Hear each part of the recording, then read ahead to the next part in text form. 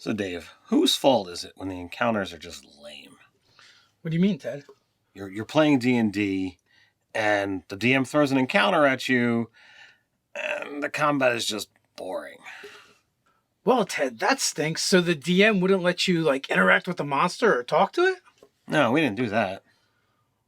Oh, well, what about interacting with the environment and trying to use it to your advantage? No, I just, walk over and whack it with my sword. Well, Ted, maybe we need to discuss the art of the D&D encounter.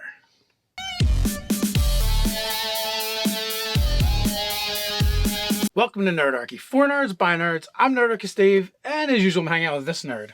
Nerdarchy Ted.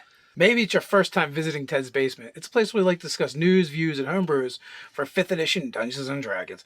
Sometimes we even talk about other role-playing games. So if you don't want to miss a single video, don't forget to hit that subscribe button and attune to that notification bell. Alright, let's talk about the art of the encounter. And really, whose job is it anyway to make encounters exciting? It's all the DM, right? No, this is a cooperative game. There are more players than there are DMs. So I think the onus is on the player just as much as on the DM to make your game and your sessions memorable and enjoyable. All right, with one caveat of the DM has to kind of give permission or consent while the encounters are going on. Otherwise, none of that really works, or some of the things we're going to talk about aren't going to work. Indeed. So I guess, next up, I would throw out there that, you should really ask questions. Whether you're asking questions of your fellow players, this is going to help build relationships, or asking questions to your GM to gather more information. As a player, if the DM does not provide information, you can ask for it, see if it's there. During our, kind of intro bit, Dave's like, oh, you're using the environment. Well, as a player, you can be like, oh, is there a tree or a barrel or something that I can get behind? Oh, well, if the answer is yes, well, then you can put some kind of marker on the terrain if you're actually using one to show that there's now a thing here. And by doing that, that's going to encourage not only the GM to start putting stuff out there, but it also get the other players looking for that kind of stuff as well. Now, I will say the other side of that coin is if you've got something to use for cover, the bad guys might as well. And not only just cover, too, perhaps the GM describes the encounter taking place in a warehouse. So maybe you're like, oh, well, what's in this warehouse? Are there barrels, like you said? Are there crates? Are there sacks? So, maybe you want to try and push, a stack of crates over and topple it on the bad guy. Maybe that inspires the DM to try and do the same thing. Or maybe, you're like, oh, well, I'll seek the high ground and I'll climb to the top of the crates out of the reach of the monster and rain death from above. Just interesting things, but none of that works if the GM doesn't allow it, for one, and two, if you don't ask the questions. If the GM doesn't think to describe every little thing that's in this warehouse, then you won't know, and maybe by asking the question, you'll inspire the GM and they'll be like, oh, you see some barrels of wine, there's a cask of oil, and it looks to be sacks of flour or pepper or something. And then, either the bad guys, the monsters, the NPCs, or you, the players, can think of cool and interesting ways to use that in the encounter. When you look at the cool action movies, and I look to Three Musketeers because they're always using their environment. When you watch those kind of movies or read those books, that's where you can draw inspiration from. You can't cut the chandelier's rope and swing from it if it doesn't happen to be there, and if the DM doesn't think about, well, what's above, but you, the player, do. You open that up for some fun and interesting opportunities. But this is only one aspect of questions that you can kind of get into. The next is engaging your senses. If you want to draw more in from this encounter, you can ask questions as to, beyond, what do I see and what do I hear? What other things are there? You can get the smells. You can get tactile information on things. There could be some kind of vibrations from the creatures digging underground. So you want to gather more information, and by doing so, you're going to be drawn deeper into you're going to get more immersed into the game, and the GM's going to understand that and be like, oh, well, these characters or these players are really enjoying themselves because they want to know more about this setting, that I've put forth. So it's a win-win situation for everybody. So also there's the types of encounters, right? We know that 5th edition Dungeons and Dragons is based on the 3 pillars, and other roleplay games you could actually do the same thing with. You have your combat, you have exploration, and you have social. Now there's no reason why you can't mix and match them. And also the players always have the ability to change the encounter. Just because you planned it as a social encounter doesn't mean the rogue isn't going to pull his dagger and try and stab them, or the barbarian isn't going to reach across the table and want to throttle them. Just because it was a combat, it doesn't mean your bard isn't going to try and seduce them. Anything can happen. This is Dungeons and Dragons. This is role-playing games where there are no defined borders, right? Like a video game, it's whatever the players try and do, and then you as the GM can interact with, and vice versa. So it should be an ebb and flow. You can mix all three of these together. That is a perfect explanation for what D&D is. These pillars do have the ability to rotate and move, and it is a lot of fun because we deal with ultimately that thing called choice. When players have choice, and there's no two ways about it, that is the bread and butter of this game. The GM sets a scene, and then they say, okay, hold on, what are they gonna do next? And, that's what makes this the cooperative storytelling game that it is. It's kind of like if you've ever seen one of those crazy wind-up toys, right? You're the GM, the players are the toy. You wind it up and you set it down, but you don't know what direction it's going to go in because it's kind of random. And that's what running D&D is like. And that's where the fun and the stories that you don't expect come from. I would concur. Now, before we get any further talking about encounters, let me tell you about Out-of-the-Box Encounters. It's a Kickstarter we ran. It was super successful. $250,000. Super happy. Thank you, everyone, for making that a success. But we keep getting emails going, hey, I missed it. I saw a ad on someone else's channel. I just noticed it. I didn't realize it was going to end so soon. So we've been getting emails and emails. Well, we're opening up the Pledge Manager up until the point where we have to send it off to the printer. You'll be able to get the Kickstarter prices and access to all the cool add-ons that we had via the Kickstarter. In the Pledge Manager, there is a link in the description. You can check it out. You may have come late, but it's not too late. Once that Pledge Manager closes, then your opportunity to get in on those special perks from the Kickstarter are going to go away, as well as the special pricing that we offered for the Kickstarter. All the prices will go up once things go to retail. The book will go from $40 to $50. The PDF will be like $25. And those the MSRP on all those flat plastic minis and maps combined together is like $150, and you get it for way less on the Kickstarter. So do yourself a favor, do us a favor, go down to the description, click that link, and check out the Pledge Manager and see if that's something you're interested in. All right, so now we're going to look, we briefly mentioned before about, encounter elements. So let's tie back into that, and really who's the one that gets to add those? All right, generally the DM is going to add these, but if you allow player agency, the players might add some of them in. So what is the purpose of the encounter is one of the first things you have to figure out. So obviously it could be related to the plot.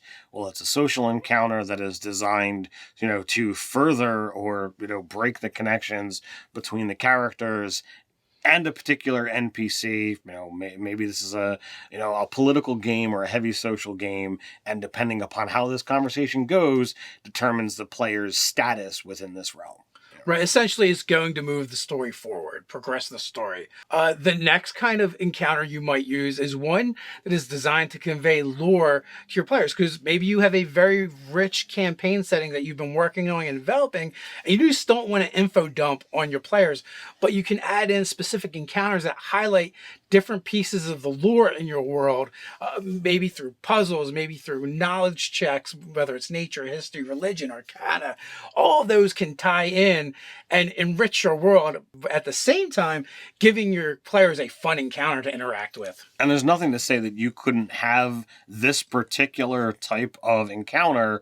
It's not locked into exploration or social. Those kind of things can come out during a combat encounter or, shortly thereafter. You can tie a lot of these things together.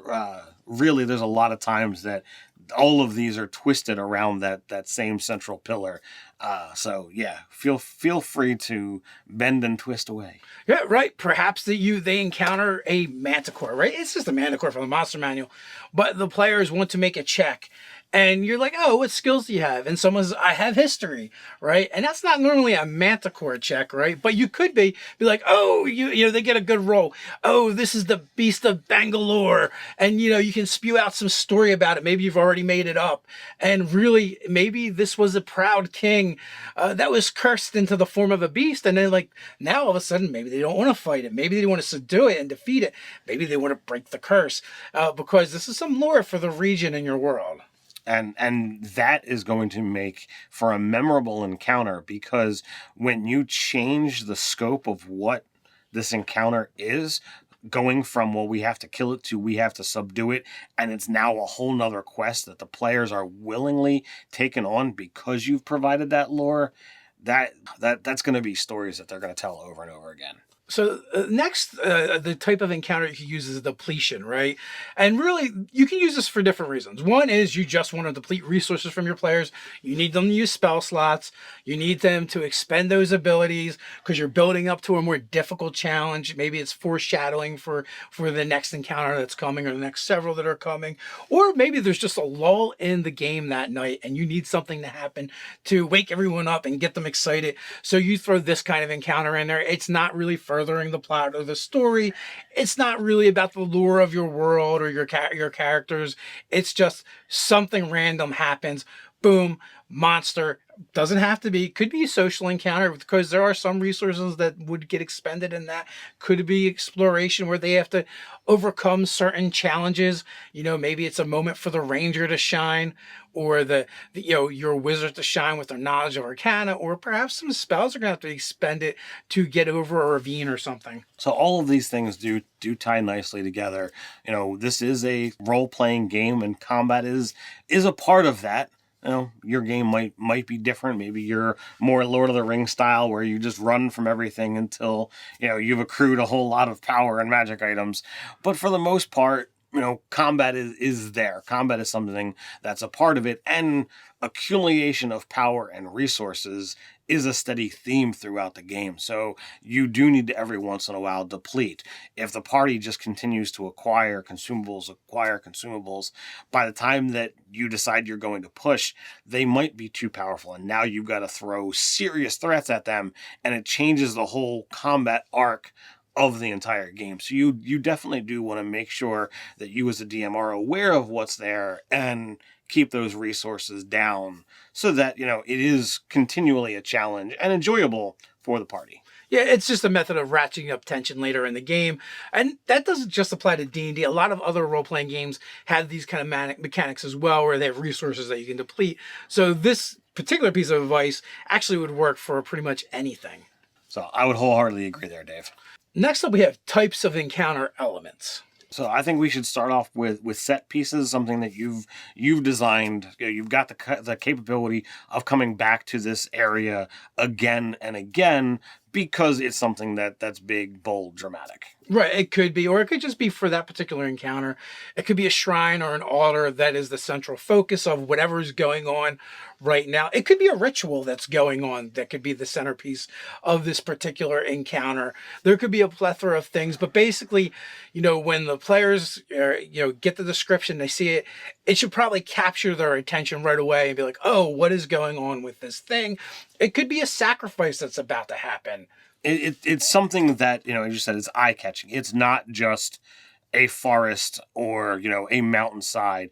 It's things that are going to call specific objects or specific descriptions, into their head.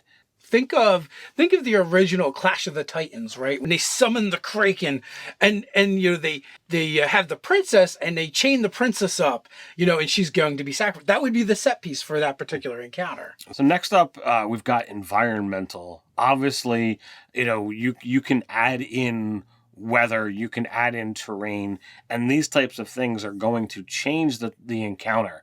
A mountainside climb encounter is one thing, but now you add in, cold and wind and snow, and now all of a sudden it's much harder. You can ratchet up the difficulty of the climb check because you've got the cold element. You can ratchet up the visibility, or ratchet down the visibility because they can't see because of all of the snow and the wind around. So like that adds a mischance on, not a mischance, but disadvantage on a lot of different checks, and that's going to seriously make an encounter that much harder.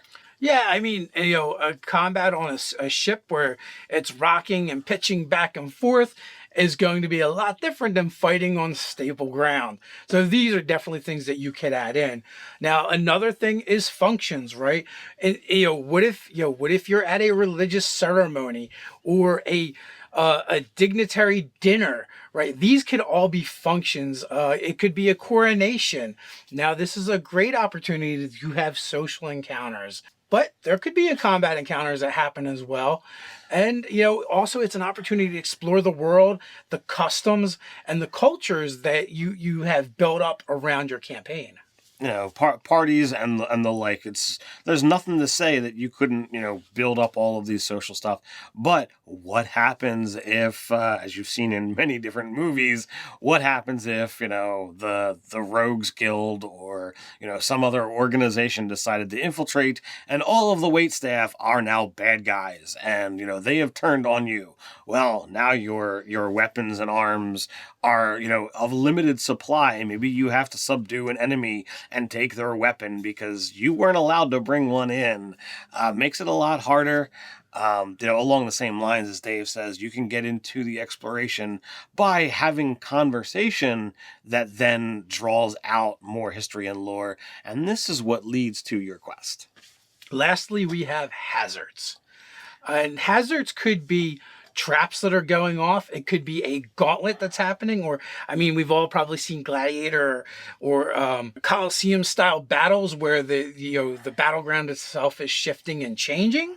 Or what about fighting in what is a bunch of cages all lining the walls, and there's monsters or animals in them. If you get too close to the cage, they take a swipe at you while you're trying to fight the bad guys or rescue the princess or do whatever you're trying to do.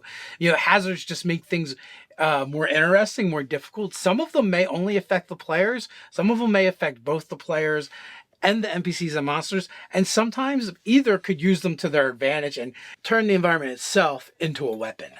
And those are great things to do because if the players, pick up on, the enemy's driving me back and I just got, as happens in the movie Gladiator, attacked by a tiger, and then I'm going to turn the tide on you and I push you back and the tiger is pulled out of the way. It's like, oh, that's not fair.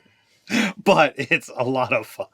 So these are all considerations. Let us know what you do to improve the encounters in your game, either as a player or as the Dungeon Master, down in the comments below. Before we head on out, I want to take a moment to invite you to join Nerdarchy, the adventuring party. Ted, what can they expect over there? Over on Patreon, we're creating products for 5th edition Dungeons & Dragons that both players and DMs alike can drop right into their game. But that's not all. We do monthly giveaways, and our patrons are automatically entered. We also do weekly hangouts with our patrons and more. So quest on down to the description, join the Nerdarchy adventuring party, and until next time, stay nerdy.